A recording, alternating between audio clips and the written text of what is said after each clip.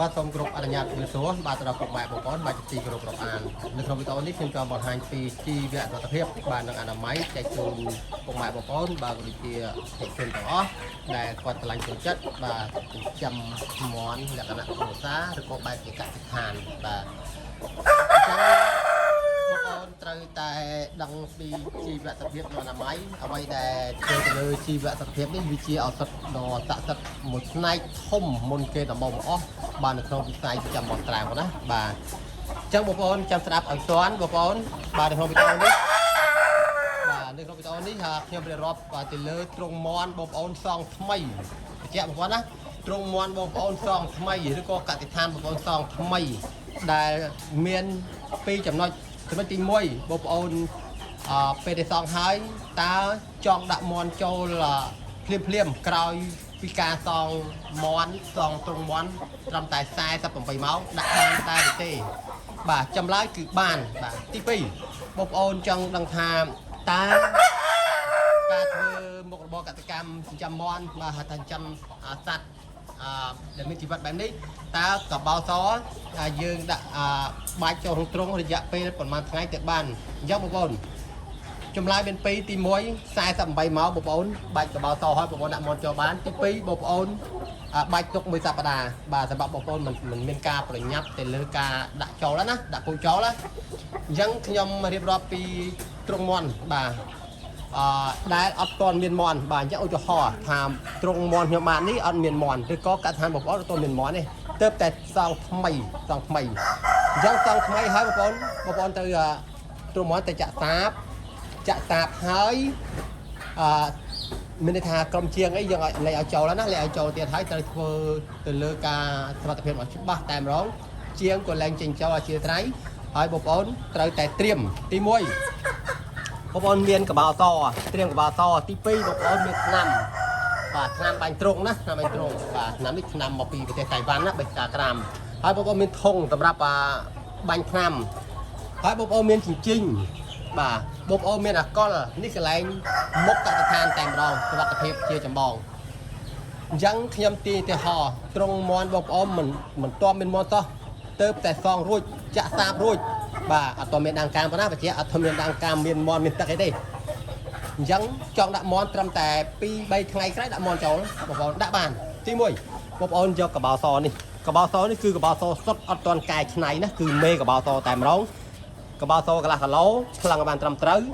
លាយជាមួយទឹកមកប៉ោតពេត្រូទឹកយើងនឹងបាទនេះទឹកធម្មតាយើង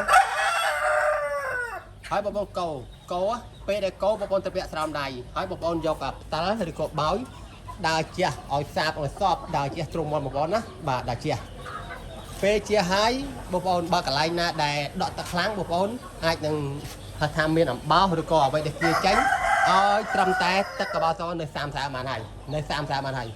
ពេលដែល30នេះហើយបាទបងប្អូនធ្វើយ៉ាងម៉េចទេបងប្អូនពេលដែលរៀបស្ងួតបន្តិចបងប្អូននឹងត្រូវបាញ់ថ្នាំជន់ពីលើបេះការក្រាមនេះបាទនេះតារាងតេបងប្អូនណាខ្ញុំបង្ហាញបងប្អូនបាទ1 cc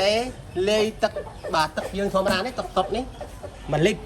អញ្ចឹងបងប្អូនបូមទៅថាធំបងប្អូននេះ10លីត្រអញ្ចឹងដាក់10 cc ទៅបាទ10 cc ទៅហើយបាញ់ក្រោយពីលើទៅឲ្យ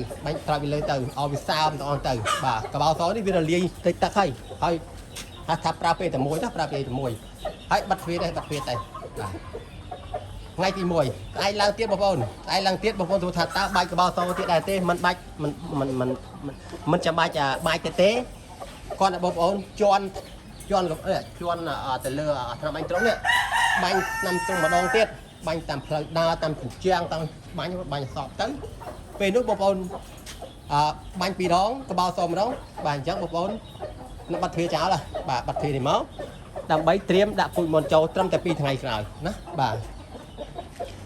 អញ្ចឹងស្អែកឡើងនៅពេលដែលបងប្អូនចូលមើលកសិដ្ឋានបងប្អូន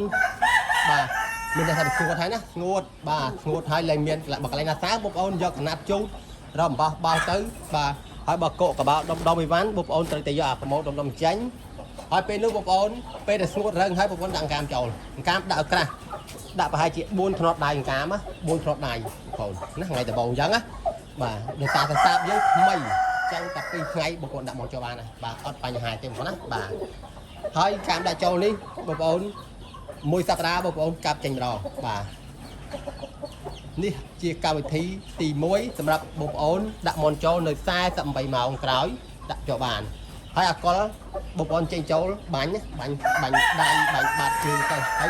ហើយកន្លែងនេះត្រូវមានកបោសជាន់យ៉ាងម៉េចណាបាទជាន់ទៅបាទអញ្ចឹងបាក់តេរីអីតោងតាមក្បាច់ជើងវានឹងហៅថាវារងាប់ហើយអញ្ចឹងម្យ៉ាងទៀតបងប្អូនចូលថាចុះខ្ញុំអត់បញ្ញាទៅលើដាក់ពូជមន់ចូលទេខ្ញុំចង់ឲ្យបានប្រាប់ពេលវេលាយូរបងប្អូនកបោសនេះបងប្អូនបាច់លាទឹកទេបាច់ឆៅតែម្ដងបញ្ជាក់បងប្អូនណាអត់ទាន់មានមន់អត់ទាន់មានកាមអត់ទាន់មានអ្វីទាំងអស់គឺត្រង់បងប្អូនសងមកគឺចាក់សាបទៅត្រឹមត្រូវអញ្ចឹងបងប្អូនបាច់កបោសទៅព្រោះពេញត្រង់ទៅទុកចោលមួយអាទិត្យឬ10ថ្ងៃទៅដល់ពេលដែលបងប្អូនចាក់ដាក់មន់ចូលបងប្អូននឹងបាញ់ថ្នាំបេសកាក្រាមជន់ពីលើដូចគ្នាណាដូចគ្នាបាននៅ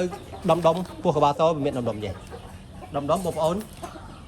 នឹងជាចាញ់នឹងជាចាញ់បាទឬក៏ត្រូវតែថ្នាំនេះទៅវារលាអស់ហើយណារលាអស់ហើយនេះកម្មវិធីវាមាន2អញ្ចឹងបបសាខ្ញុំបាទខ្ញុំទៅតាមបងប្អូនអាកាសជាក់ស្ដែងទី1បើគាត់ឆាប់ដាក់មន់ចូលខ្ញុំឲ្យលេខទឹកបាច់ដាក់ជះទៅណាជះទៅបាទត្រឹមជា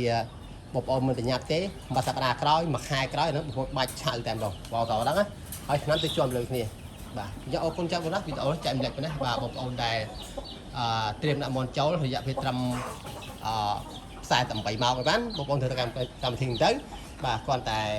ដេកទឹកឲ្យដើរបាច់ទៅឲ្យតែសពណាឲ្យតែសពតាមជាងតាមដីទៅឲ្យសពអធិស្ឋានតាមអាសាបសពទៅអញ្ចឹងបងប្អូនបាញ់ថ្នាំជាន់ពីលើទៅបាញ់តែ2ដងទៀតហើយឲ្យស្ងួតចាំងកម្មចូលអូខេដាក់មន់ចូលបានបាទអរគុណវីដេអូចែកម្លែកទៅបងណាបាទ